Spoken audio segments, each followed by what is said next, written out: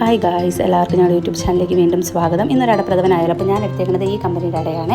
അപ്പം നന്നായിട്ട് അട വേവിച്ചതിന് ശേഷം ആ പശപ്പ് മാറാനായിട്ട് ഇച്ചിരി വെള്ളത്തിൽ കഴുകി അത് മാറ്റി വെക്കുക. അതേ അളവിൽ തന്നെ ശർക്കര എടുത്ത് ശർക്കരപ്പാനിയാക്കി അരിച്ചെടുത്ത് മാറ്റി വെക്കുക. പിന്നെ അടുത്തതെന്ന് പറഞ്ഞാൽ തേങ്ങയുടെ 1-ാം പാലും 2-ാം പാലും എടുത്ത് മാറ്റി വെക്കുക.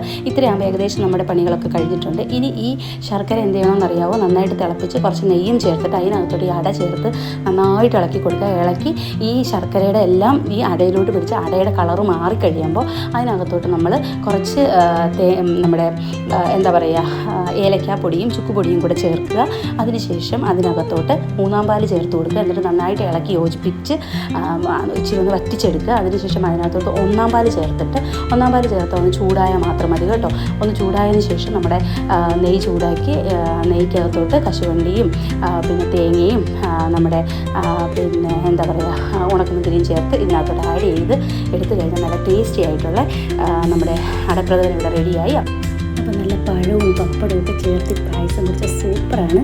അപ്പോൾ നിങ്ങൾക്ക് ഈ ചാനൽ ഇഷ്ടപ്പെട്ടെങ്കിൽ അല്ലെങ്കിൽ ഇപ്പോൾ ഇഷ്ടപ്പെട്ടെങ്കിൽ ലൈക്ക് ചെയ്യണം, ഷെയർ ചെയ്യണം, സബ്സ്ക്രൈബ് ചെയ്യണം, ഓക്കെ, സപ്പോർട്ട് ചെയ്യണം. Okay, by.